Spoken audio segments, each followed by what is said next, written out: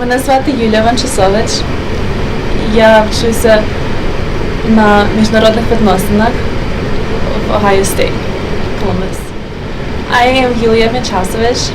I study international studies at Ohio State in Columbus.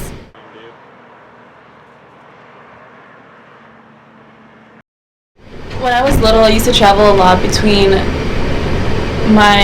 my home in the city of Lviv and my grandparents' villages. So every summer I would spend in the villages, like playing on the farm, and then during the winter and during the fall and spring, I would just come back and go to school there.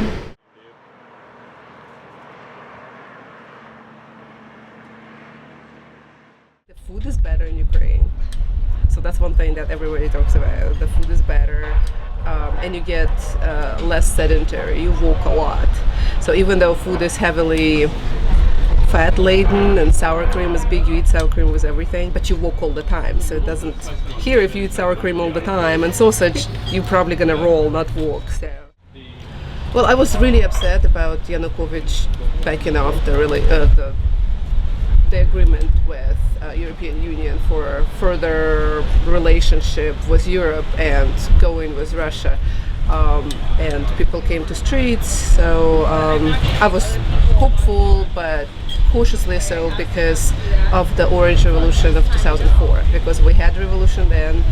People were protesting the electoral fraud, and they were going again. They voted for the pro-Western candidate, and then 10 years later we had that happening, Yanukovych and all that stuff. So I wasn't 100% hopeful that something good will come out of it. I've been following it pretty closely ever since the free trade agreement was refused. So, I mean, it's disheartening because I come from a western part of Ukraine, so my family is more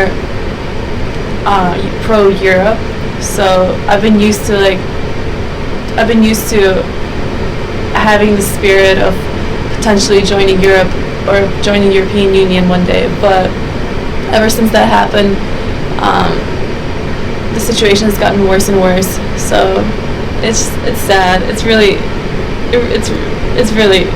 sad. I think it's terrible. They're scared because honestly, they just don't want there to be a war at all. That's what they're scared for.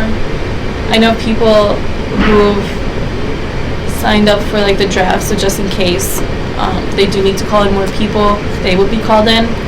So it's scary that knowing that the people you know are potentially going to be involved in the conflict directly. Of course, people around the world, they only care as long as they are informed of what it is. If you don't know anything about someone, if you don't know anyone from that country, then you would be less likely to emphasize with them and potentially help them. So even though I can't go out there right now and protest or contribute really to the building of Ukrainian state, but one thing that we can do, and that's what we were talking about in our latest protest, is that to have this information spread out for people to know what's going on, what is Ukraine, what kind of language Ukrainians speak, what are the traditions, because if you don't know anything about someone, you're not likely to feel their pain, and you're not likely, well, why are we sending all this help to those people, and why would we care, right? If you know someone from that country, you're much more likely to help them.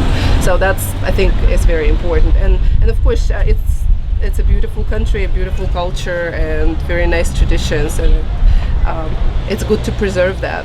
The people who started the Ukrainian village, the people who originally moved to Cleveland, are very nationalistic, as in they moved there, but they still install different organizations, different schools, just so that they continue to